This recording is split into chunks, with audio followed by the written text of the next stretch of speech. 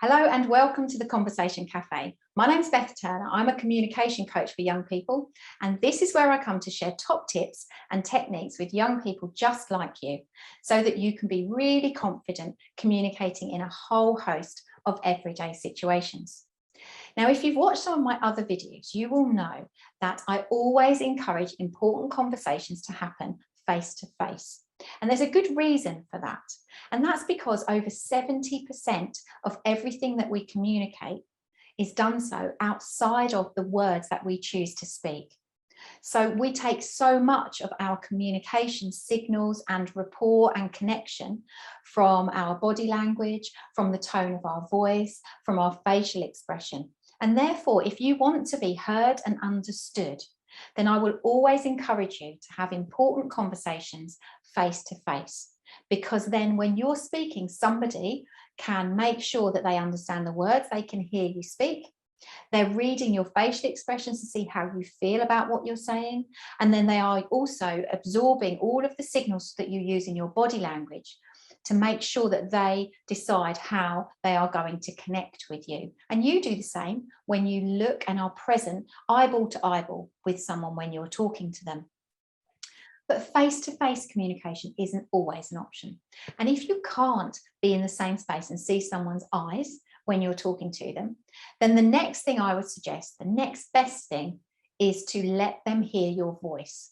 Because, okay, they might not be able to see your body language, but you can hear so much of what someone wants to communicate by the way their voice sounds. And you can even tell when someone is smiling as they speak.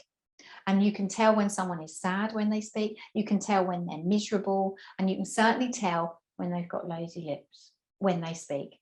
So hearing someone's voice is the next best thing to looking them in the eye. But that's not always an option for us. So how do we make sure that we keep rapport building skills when we have to text somebody a message? Now, that could be a text message, it could be an email, it could be WhatsApp, it could be a messenger, whatever medium that you're using. If you have to write it instead of say it, then there's something I think is really important for you to understand. If you want to be good at building rapport through written messages, you need to understand this. The message that you write will be read in the mood of the person who is receiving it, not the mood of you when you wrote it. So just think about that for a second. A message that is read will be read in the mood of the person reading it, not the mood of the person who wrote it. And in so many of our written messages, our text messages, we abbreviate and shorten everything, which means it's even harder to be sure what somebody means when they write us a message. If you just think of the word okay, if someone messages you and you've asked them a question and they've said okay, you get that text message and you read okay. Now, if you are in a good mood, you might read that okay to mean great. Be like, okay, excellent. If, however, it was a question you asked them that you're a little bit uncomfortable about and they've just replied with okay, and the mood you're in is you're not sure whether you feel very comfortable about it, you could read that single word as okay, like they're a little bit reluctant. If you are in an angry mood, you're cross about something, when you receive that okay, you could think that they have typed it okay, like calm down. And equally, if you are not really that interested in having a dialogue with that person at that time, that single word of okay, you could read it as no, okay, whatever. So it's one word that could be interpreted in 4 different ways. The interpretation of that word happens and is dependent on the mood of the person reading the message. So therefore, if you want to guarantee that your rapport with someone is protected and you are not misunderstood in your messages, the tip that I would give you is to use sentences, whole sentences. Because by using a whole sentence, so by saying to someone, okay, really looking forward to it, then they know that you meant great and you're happy about it.